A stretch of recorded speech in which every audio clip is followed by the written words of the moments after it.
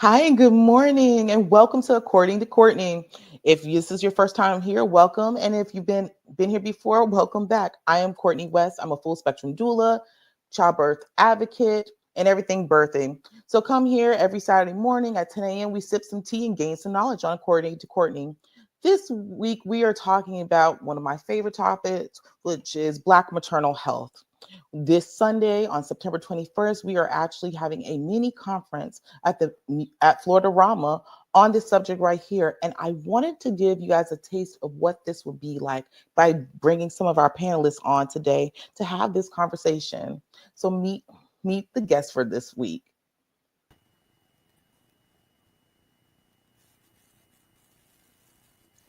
Hi, ladies.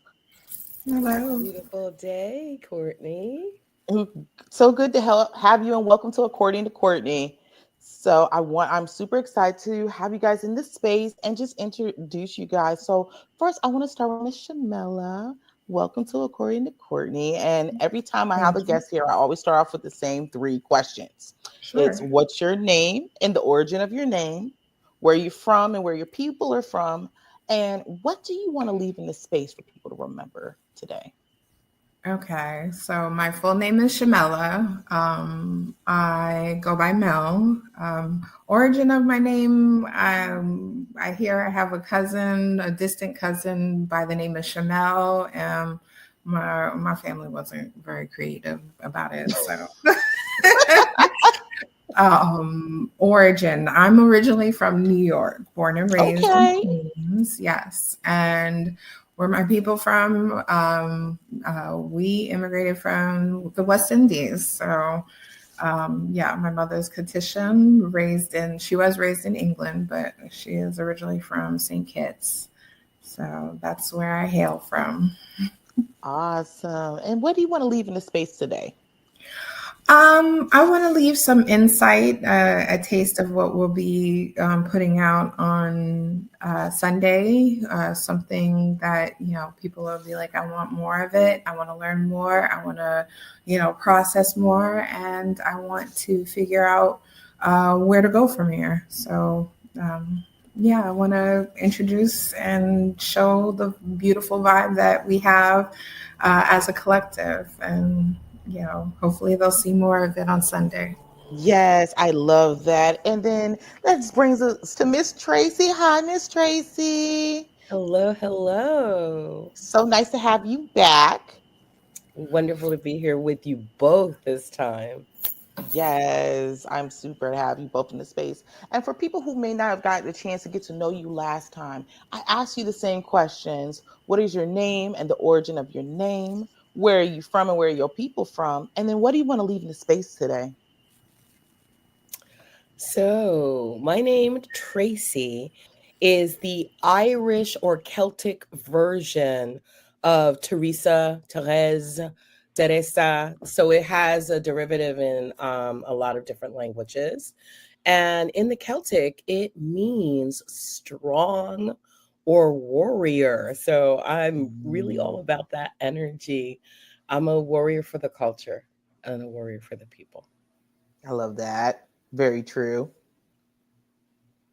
So again, where are your people from? Where's your origin? Where are your people from? So I hail from Brooklyn, New York. I feel like whenever people say Brooklyn, they say it with a special kind of pride. Brooklyn, Brooklyn be full of itself. You used to hear that hard. I'm from Brooklyn. It's like it's Yeah, with aggressively. my I'm full from chest. Brooklyn. I'm from Brooklyn. However, my roots give me just as much pride as where I'm personally from. The origins of both sides of my family are Georgia, coastal Georgia, and a little place called Social Circle on my dad's side, which is a little up north of, I think, Atlanta, and tiny little place. And on my grandmother's side, she's generations on her dad's side from Florida. So Gator roots, swamp roots, and very, very proud of all of it. I think that along with my Brooklyn roots, it gives me a special kind of feeling like a rah. I And love that. Thank you. What I want to leave today, Shamela said one of the words that I think as we come together, collective. I Mhm. love that word. I think it's something that we used to have as a diasporic people. We used to see each other and know that we had something in common and that we had to work for a common purpose. And I feel like that's been taken away from us a little bit, or we allowed it to slip in the past 50 Mm. years. And when I'm together with you women, I feel that we're bringing it back. I want to leave the energy of the collective here today because you two are very special to me. Oh, I love it. See, you're giving me all the feels, and we just started. And I love that. And I think I agree with you. Collective is such a powerful word because it's like when you come together and you're able to synchronize with other people and we all bring something to the table, I feel like that makes the learning so much more organic and truthful and beautiful. And I feel like that brings us perfectly into what we're talking about. What brought us together was working together to do this conference. And the conference itself is on Black maternal health. And, we were all picked due to our backgrounds. So, ladies, I wanted to ask you guys today. So, what brought you to doing this conference? I want to give people a little bit of background about you and the skill set that you bring into this conference on Black maternal health.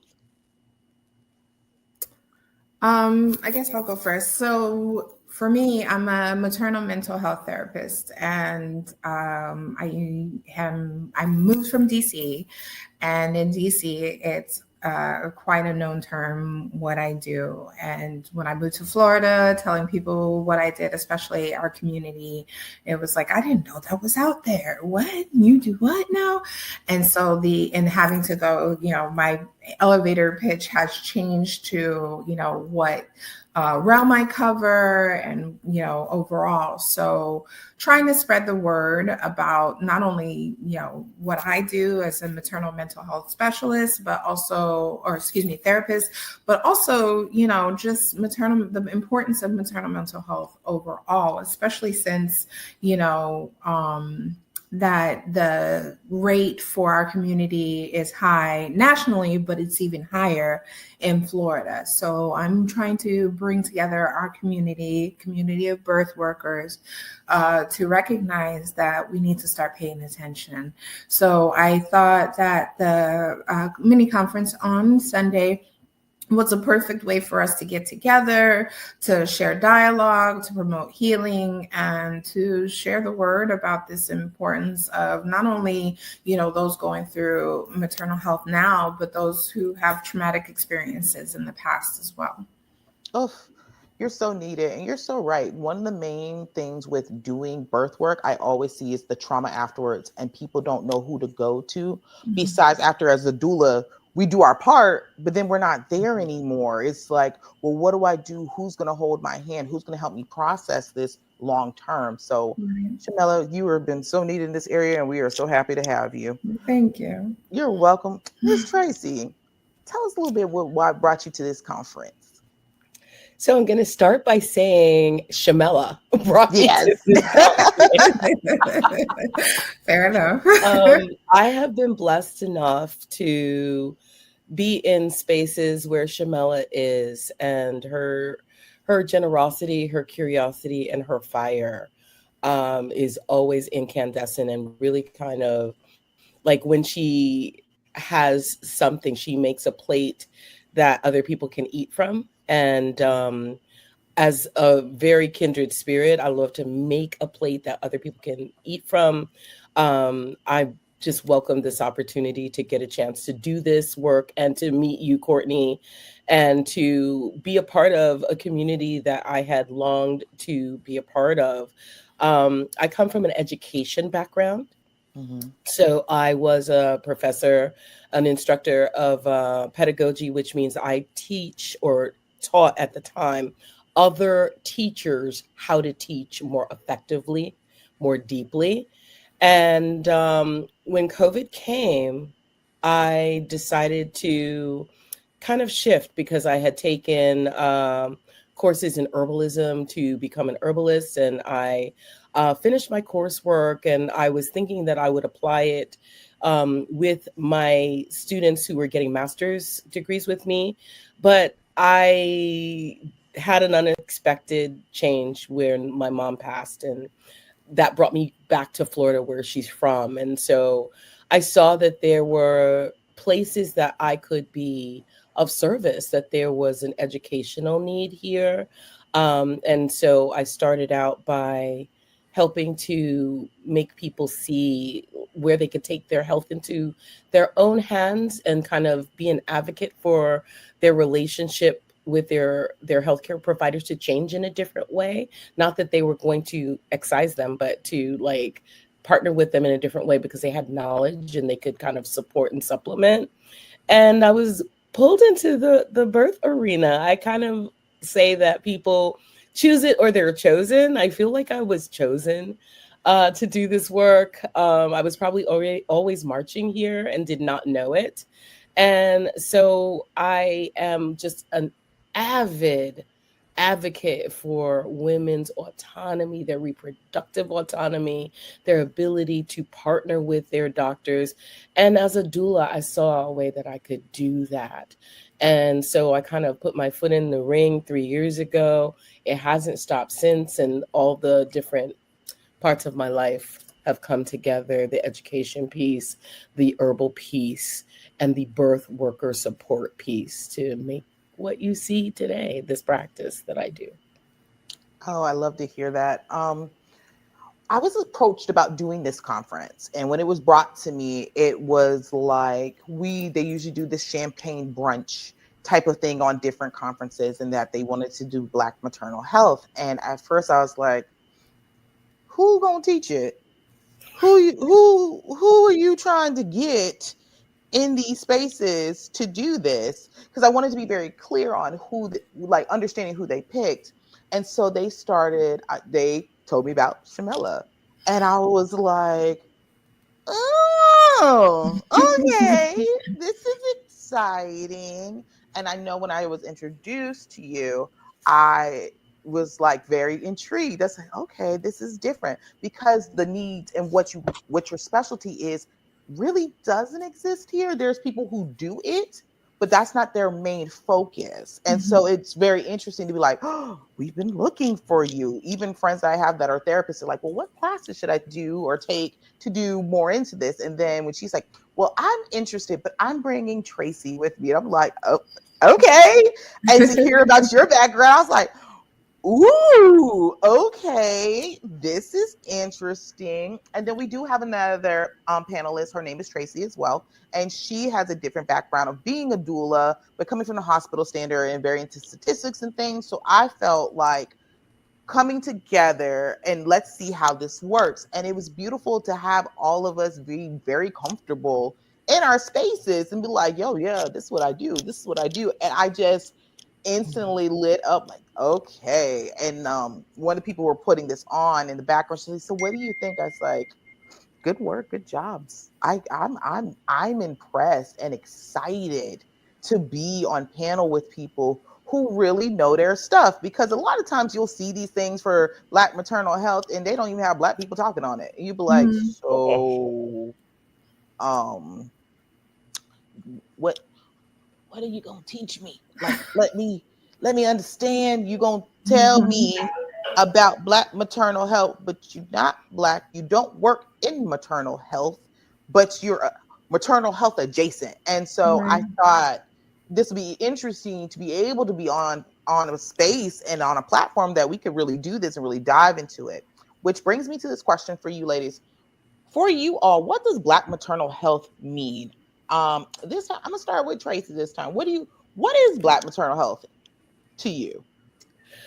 To me, it's a focus on our community that allows us to truly experience what this country says we're supposed to be experiencing, which is equity. That means that studies have to include us.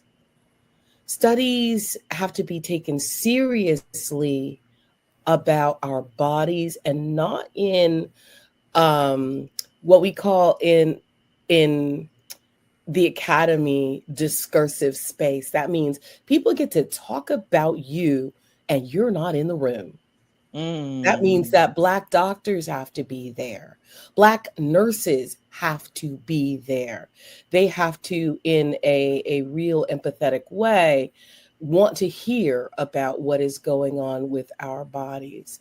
It means that we have access to whatever it is that other women have. I don't think that the specialness has to be in a way that they like. Over here is Black maternal health, the way they like to do Black history. Like, we have real history, then we have Black history. No, we are history. Mhm. And at the point when history is just honest history, then we won't have to parse it and have sections. And I want Black maternal health to be the same way. This understanding and this focus that they may have to do some things differently for us, but that's just par for the course. It's not special. So that people can be on the outside saying, well, what makes them so special? Why should we, pay attention to them? Now, our history and our health is American. And so that's what Mhm. I really want Black maternal health to be. I want it to be honest. I want it to be fair. I want it to be just and accessible. And I want it to be abundant. I love that. Shamela, in your opinion, in your experience, in the field that you do, especially, what is Black maternal health to you?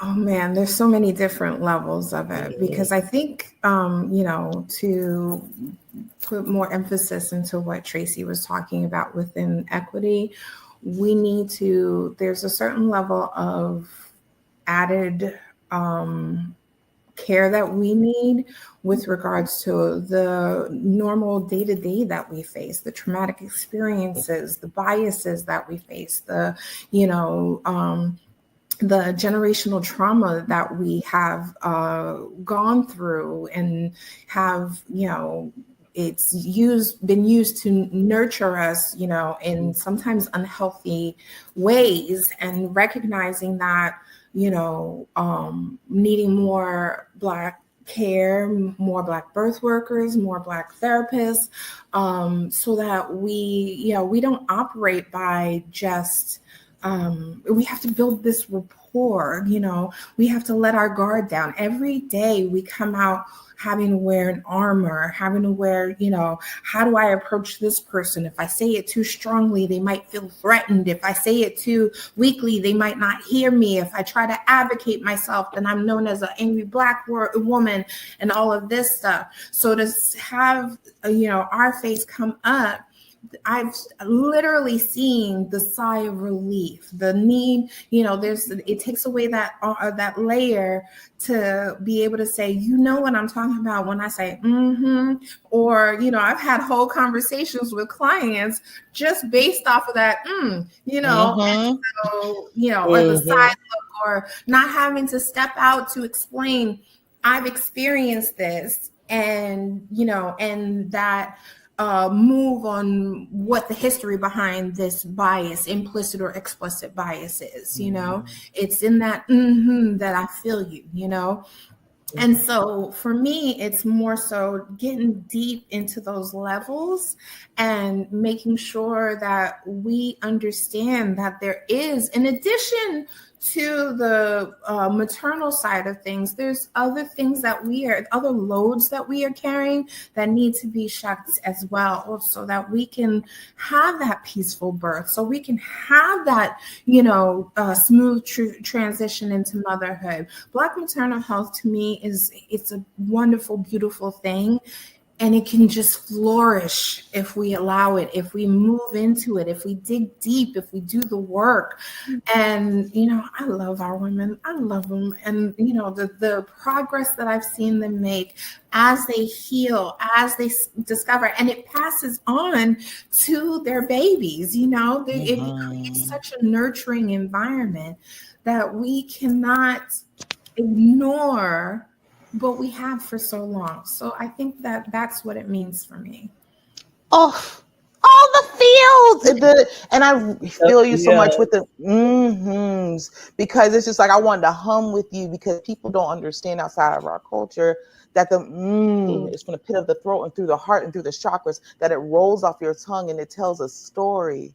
And you're so right. Even when we're in like conferences or you're in spaces that you can see this person, like you see me, I see you, and you can go, Even our faces be talking, right? The Just pursed it's lip. such a yes. It's like you'd be looking like, and then you be like, and you be like, Have a whole conversation.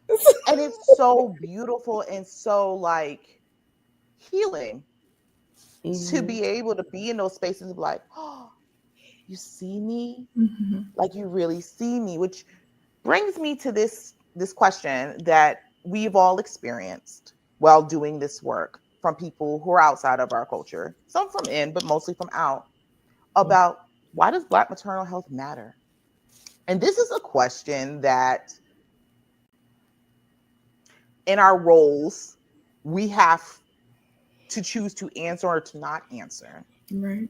And I ask you guys this in a way of for education for others in your own way. So I say this because according to Courtney is a very open platform. We curse, we're very open, and we're very straight to the point. And whatever that is for you, it's fine. So Shamela, will you give it all this? Because I say this because I know how my mouth is set up and how I be answering my own questions. So I'll just be like giving the space and the place and the places, the opportunities to be like, hey, listen, for real. When you're approached with this question, why does Black maternal health matter? Miss Shamela, how do you respond to that? What you tell them? What's that term? I'm finding it, you know. That's all I'm saying. I find it. Yes, I have to go through a whole list of things in my head, which is probably shown on our faces, like we always do. But my first question is, who the bleep are you? You know, to be asking me that. That's the first, you know. Absolutely. I mean, it goes through, are they asking me that authentically? Because, you know, there is ignorance in this world. We, you know, as an American society, we are very spoiled. We are very, you know, in our space, you know, and there's a whole, not realizing that there's a whole outside, you know, world to discover, to explore. So I kind of go in, you know, who is this person? What is their, you know, reasoning for asking? Is it purely because they want to attain knowledge, or is it because they're being cynical and malicious and mean, and they want, you know, and they're trying to be jackasses? I think you say I could curse. Listen, you know, whatever the fuck you want to, okay? Right. So if it's coming from an authentic place, I do take the time to explain. You know, I believe in, you know, the power of allyship. I believe in the power of, there's some spaces that I am not going to be able to get into just by the fact you look at me and you have made a decision about me just by looking at me. And, you know, and I take that, however, you know, sad it might sound, you know, there's some people that I have made friends with that are, I believe, are allies that can get into those spaces or can speak up in a manner where those spaces are necessary, where they're like, hold up, wait a minute, you know, did you know? And those people that I can't get to, you know, listen. And so, but, you know, if you're malicious, we're not even going to I'm not wasting my breath. You're not going to have that power. I'm not going to give you that time or effort, you know, on the other side. So when I am asked, that's what goes through my head. And it depends on your narrative, whether or not I'll answer. I love that. I check that, sip the tea on that. Love that. Miss Tracy, because I know you've been in this work for a long time and you had to deal with this on an educational university level. So I ask you this question because I know where those spaces are real. So I ask you, when it's brought to your attention by people who are outside of our cultures, say, why does Black maternal health matter? How do you respond to that? So I'm going to put a pin in something that Shamela said because it's also very real for me. And that's that place of who the fuck are you that I would have to explain. But I want to just kind of go to the positionality work that I chose to do when I was in the academy. Sometimes the people who are going to go into the community don't look like us. Mm-hmm. And if you are blessed enough, you will be in a position to change someone's whole dichotomy of how they operate, like open their eyes in a way that they never knew they could. And so that was something that I did on a daily basis. I would have students who came from like Utah, Iowa, who never had to be in a city setting that had to deal with people who were outside of them. And so if they were really serious about their work, because they were going to be put in those places where we exist and they didn't know how to navigate, that was that work that I had to do to get them to understand that I'm not going to sit there and just decide you're not worthy of knowing who you're going to be with and who I am. I was just going to do the work. If you're in a position like Shamela talked about, where it's like, really? You asking me that? And who even are you? And why do I care what you think? Then my response is no response. I'm just going to keep it pushing and do what I do, because I don't feel that I have to ever justify my existence wherever I am. Either I want to be there or I don't. Either you want me to be there or you don't. Sometimes you're not in control over whether I am there or not. Mm-hmm. And if I am there to do a job, I'm going to do it to the best of my ability. You're going to get that work. And if I'm not supposed to be there, I won't be. So when people ask that question, it is always contextual. It is always going to be, what is the value of my response? And my response for the ones who really want to know is that this is a nation, country, whatever we want to call it, of a lot of different cultures. And within that, you're going to have to learn about each other. If you wanted to just be with your own culture, you would have to go where only your culture exists. Mm-hmm. And this is not that place. So you're either going to get in the salad bowl and learn about this, or you're not. And I feel like an ally is only as good as their ability to see themselves on the same plane as me. So I watch, I wait. And while I do that, sometimes, you know, the saying, sometimes you're the only Bible somebody gonna ever read. Mm-hmm. I just try to be that Bible. Like whatever it is I'm doing, I'm gonna try to do it the best that I can to make myself and my lineage proud, and my children that come behind me. And then other people will see and they'll move accordingly, and they will know that whatever it is that I'm doing, I have the right to do it.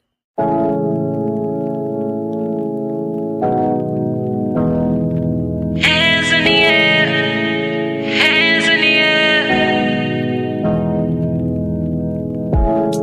Hands in the air, we beat the odds. Mental pause in a rhythm without applause. I applaud greater gods, ones that created us in the dark. So now we blacker than, blessed with this blacker skin. And trust me, we living so all this black can win. Pushing again, so you know we tapping in. Don't speak if you don't know what's happening. Demi got up on the mic and rapped again. Messiah, whoever, you know we back again. No more practicing. We been beating the game like Michael Jackson and got 5 on it like Tito, Jermaine, Marlon, and Jackie. Then I ain't even wanna look back. I'm just rambling. Mind be traveling so many places. Can't keep track of mental races. I just scramble through these spaces.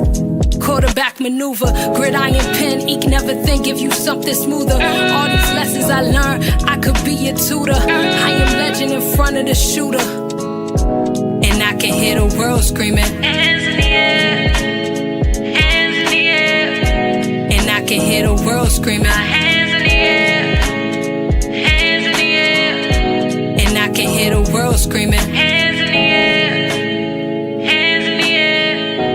And I can hear the world screaming. Hands in the air, hands in the air. And I can hear the world screaming.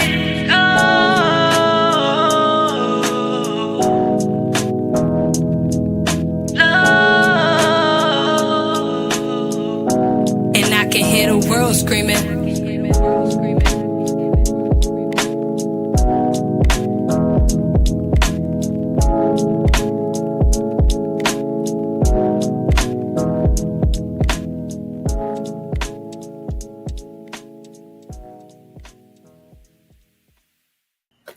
So that's kind of how I feel about that question. Like, why should you? Like, I don't know. Maybe you shouldn't. But if you really want to know, like Shamela said, like you can get this work. You can watch what I do. You can find out more. I can teach and educate you.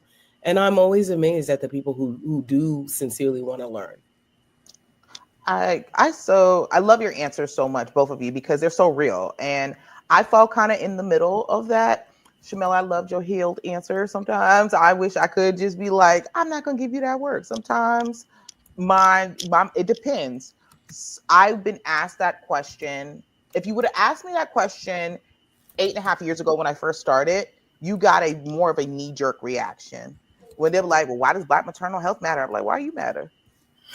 Explain that. So now you get a more refined answer of the same response. It's like, well, why does Black maternal health matter? I say, how would you feel if I told you as a person of other, everything about you, all your culture, everything that you hold dear, why does that matter? And when it comes to your life and you giving birth, what if I didn't care? I didn't care about any of those things. I didn't care what your cultural beliefs are, your values are, how that everything that you stand for, how you're moving didn't work. How would you feel? So that's how I answer that. Now, if you're someone who I know is genuinely asking me, and I've had this in discussions and I've had this with forums. I was at Tampa General and someone asked me that. And I could tell this person was not asking, because she said it. She's like, I'm from a small rural city where this is my first time experiencing this. And I want to do this the right way. And I want to be culturally respectful. But I don't know, because I've never been around. And I just want to make sure I'm honoring people. My answer was, then yes, I will do that for you. But my answer is always this. How would you treat your sister? How would you treat your mother? How would you treat your cousin? She's like, well, I would love them and I would give them the best care ever. I said, and that is how you treat Black women, Black birthing people. Everyone you touch, you treat them like they're your mother, your sister, or your cousin, the people, your aunt, the person you hold dear, sometimes your grandmother. If you treat them this way, then you'll never go wrong, as long as you love these people. Now, if you want them people, you don't like none of them, please don't touch nobody, because maybe this ain't the right work for you. I'm like, if you got that much towards anyone, who do you like that? If your cat, maybe then fine. If you are that person, you love your little kitty, you love your dog, cool. Do that. Because some people, I've had these conversations, they're like, well, I care a lot about my little puppy Prudence. I'm like, are you serious? Do you not understand the level of disrespect? You just compare Black people to your dog? But in their minds, they're like, but I love this thing more than ever. Whatever it does for you. And just be like, if you move at a place of grace and humanity, you'll do so much better. And then I'll give you the background of the other pieces of it that you don't know, that you need to know. Because to be a good doctor, nurse, birth worker, mental health therapist, you have to understand other cultures. Mm-hmm. Because the lenses aren't the same and have to understand those nuances. So I love that. I love how we're all like, but at the end of the day, you still can get this work. It depends how you move it. You can get this work of love and understanding, or you can get this work. Because sometimes I'd be feeling frisky and be ready, like, haha, okay, you caught me on the right day. Let's do it. But not in a hurt you way, but more of a understand who you're dealing with, because I don't have to prove to you nothing. Prove to yourself who it is. I do want to add on the openness and flexibility, because coming into the space, like you explained, the person from small town, we recognize that there's, some mistakes. There's some, like I talked about, implicit and, explicit biases. There's some things that are ingrained in you that you might not understand. Be ready for us to call you out. You want to, if you're opening up that door with, the being receptive, be open, and be open to say, we don't like that, and don't get defensive. We're not coming at you. We're coming at you from a place of love, first of all, because we your friend, and we want to make sure that you are welcome in our spaces, but also to make sure that you are recognizing that this is something that we're trying to dismantle. Those biases are what we're trying to dismantle. I can't tell you how many times I've had to come into spaces with doctors, using screening tools that don't translate in, the black and brown community, and, and say, instead of asking this, maybe you should ask this, or add on this adage of this, because it speaks to us in a different way when you add that, diversity or openness about it. And I can't tell you how many have been, oh, well, it was acceptable before, so I hope, if you're going to be receptive to asking that question, you're going to be open to sometimes being wrong, or sometimes being retrained. I don't know the word. Education. That's good. Retraining. I'm thinking back on that dog. Or reprogram your mind. Reprogram. Good. Reprogramming. See, we're going to sound nicer. We're going to be more open. But it's the same. Reprogramming or retraining your thought process, and also understand what you see in media is not necessarily true. So, Tracy, I saw your message. What do you got to add to this? Because, we may not make it to no more questions, because right here can dive in so much. Both of you had something to say along the lines of what I was thinking, which is that going back to what Shamela said about trauma, we have to also, I think, be cognizant of the fact that we have had a lot of generational trauma. And sometimes understanding the other side is learning how to unpack and remove our trauma. They don't always do things to offend. They just do things the way they do them sometimes. And I've been in situations where I just realized they just may not be what we consider warm. They may not be what we consider open, and they're not doing it to be offensive. That's just how they roll. That's how they treat each other. And we're allowed to say that is not how we would like to be treated. I love what Shamela was saying about we got to call that out. But we also have to be cognizant, going back to what you were saying, Courtney, of the fact that maybe, they might need to be reprogrammed because they just don't know how to do it differently to accommodate us. And so in the calling out, sometimes not to always be ready to jump to the hurt place, because people can only really hurt you emotionally and mentally sometimes if we have like boundaries and not that much proximity, if we give them permission to and allow them to. Of course, people who are close to you can hurt you, or people who are rabid can physically hurt you. But if you're not going to be important in my life and I don't have to deal with you, what is the point of giving your energy to people that maybe just either that's just all they know, or if you have the opportunity, because you got to work with them for a little while, you don't have to take on the emotional burden of like, you must now help them. But you can say, like, this is not the way I wish to be talked to. I feel like your manner is a little off, and here's what I think you can say to me instead. But also don't take it personally, because they just like I've run into instances with professors like that. They just cold like that. Mm-hmm. And they treat all their students away. But then they had a student of color, and the student of color is like falling apart because they spoke to them like that. And I had to say, listen, whether you like it or not, that's how they roll. They talk to their own like that. Like, Mm-hmm. this person is a blip on your radar, and you won't ever see them again after this semester. Go on and get your A, your B, whatever, and keep it pushing, or go ahead and have your interaction with them and know that you never have to see them again, versus somebody who's going to constantly be there. And you're like, so this work that I'm here to do is to make my time here smooth, not to do anything for them, unless you really care about them, but you just trying to make your own time smoother. So you say what you need to say to get done what you need to get done, and keep it pushing. Like, I've dealt with doctors, and I'll wrap this up, who have no bedside manner. Mm-hmm. But they don't have it for anybody. It's not, Mm-hmm. it's not just like me, or in this case that I'm thinking about, my dad who had dementia.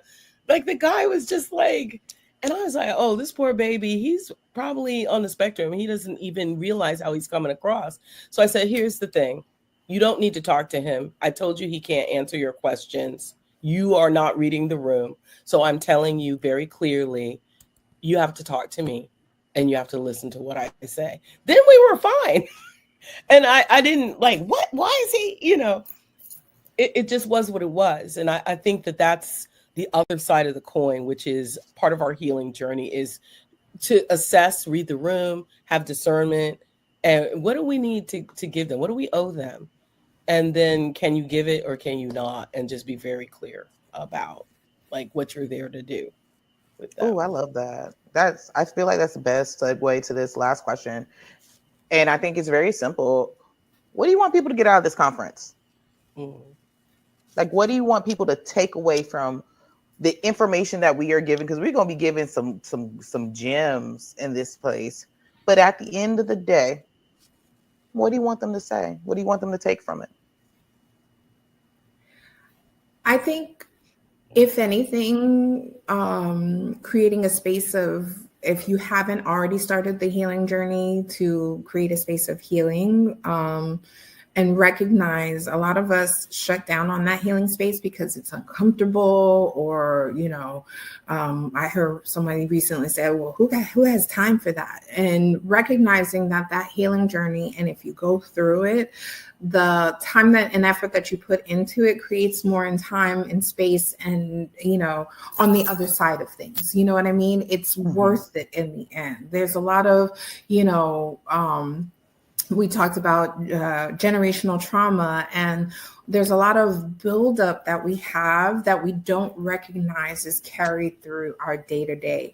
Like, even down to what Tracy was saying with regards to, I think the mental load of trying to decide where this person is coming from, how they're asking the question. Mm-hmm. When you're coming from a healing space, if the person is malicious, if the person is not, doesn't have your best interest in mind, from a healing space, you could just cut them off. You don't even have time. You put your blinders on, you keep moving, and so that part of it, there's that load, rather than carrying that energy. Well, what did he mean by this? And what is he trying to say behind that? And all, no, I don't have time for it. He's not worth my time. Let's keep it moving. So I want us to remember, because I have so many clients that have stopped coming, that had stopped coming in the past, or they came back and then they stopped, and because it became uncomfortable. Healing can be uncomfortable.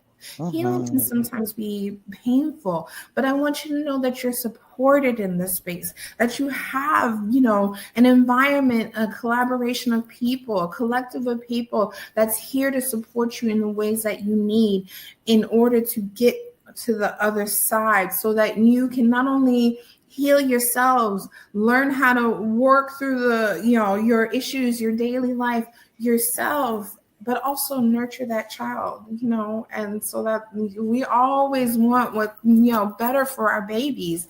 And if you're going to come from that space, healing yourself, helps with the child rearing of our future generations. It shucks off the shelling of the generational trauma that we carry. It gives us the space and grace to, not want to yell and burden our children even more, in their upbringing. And so that's what I'm hoping for. Just if hopefully strengthening if you've already started the journey, but if you haven't started the journey, opening up your mind to the possibility of it as well.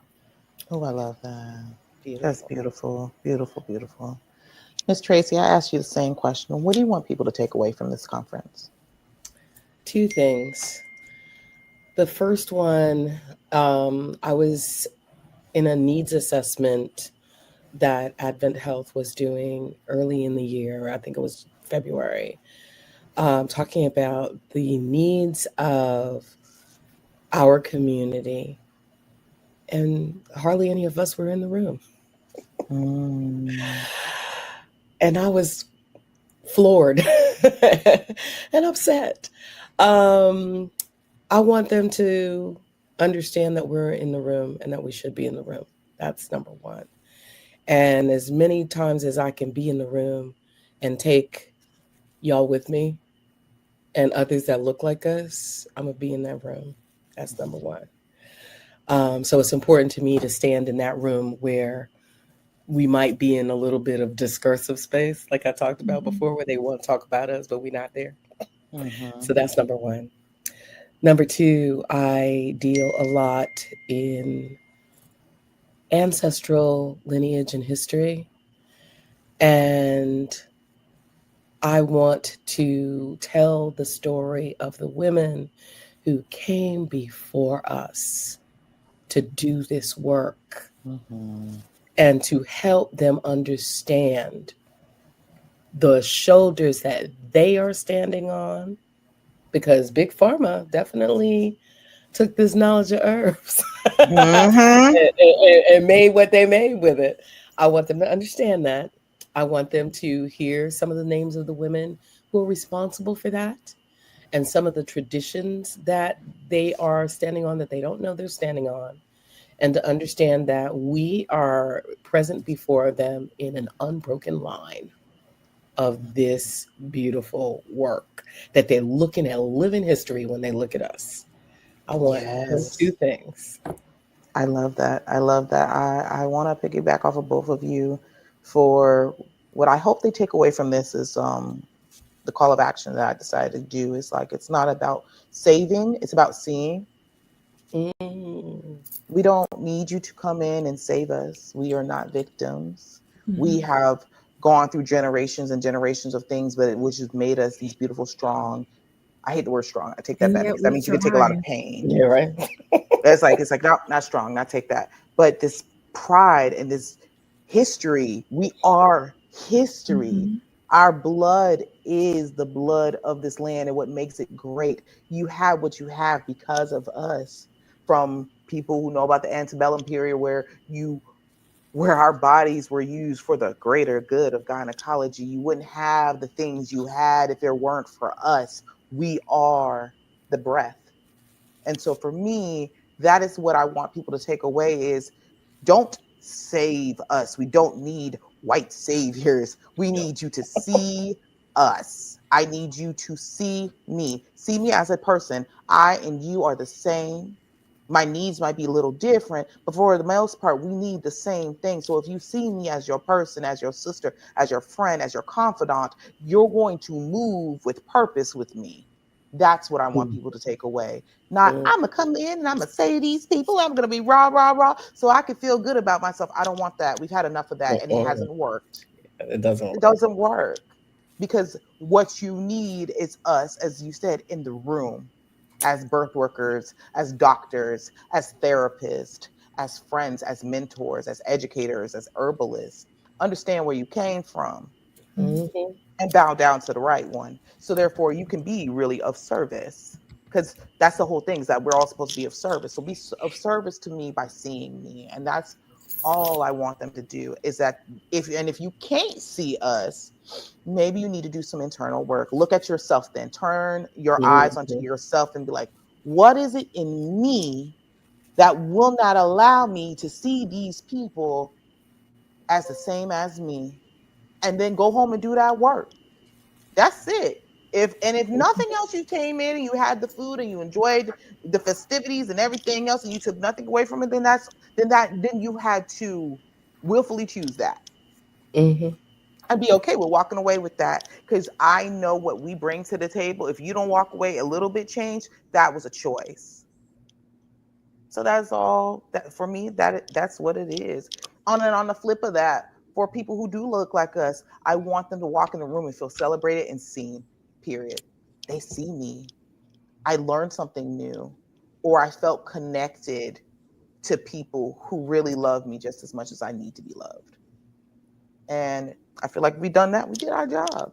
We good. Yeah.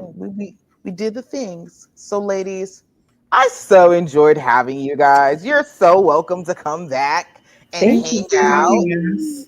Yes, I love that. And again, we are having this conference this upcoming Sunday on September 21st. We are having our brunch, and it is a Black maternal health listen and learn session, where it's going to go from 10:30 to 1 o'clock, where people can come not only to meet and see us, but to hear what Black maternal health is about and be in the room, which is very rare, with so many Black birth workers. I'm very excited to look at our numbers and to see whole organizations being there, saying basically, from therapists to doulas to IBCLCs to midwives, that we exist and we are here. And so also part of that's part of it is that now you can't say you don't see us. We right here. Right here. We're going to stand up and be like, hey. So find a new excuse, because we're right here in the room. So I love this. I thank you guys so much for being here. Shamela, Tracy, it's been an honor as always. And to our guests, we love you. We see you. You're honored. You're special, and we're just know you're loved. Mm-hmm. Yes, yes, yes, yes. And so thank you so much, ladies. Shamel, you did that so quick. It was like, You did, right? You did. You're like, I'm good. I got it. So Sorry about that. no, you're so good. But I thank you, ladies, for your time, and I look forward to seeing you guys on Sunday. I look forward to it too. I am so excited. I'm honored. Yeah, honored to share the spaces with you, ladies. Thank you so much. Thank you all. Thank you guys so much. All right, you guys have a great one. And until next week, you guys take care. Okay. Bye, Bye-bye. y'all.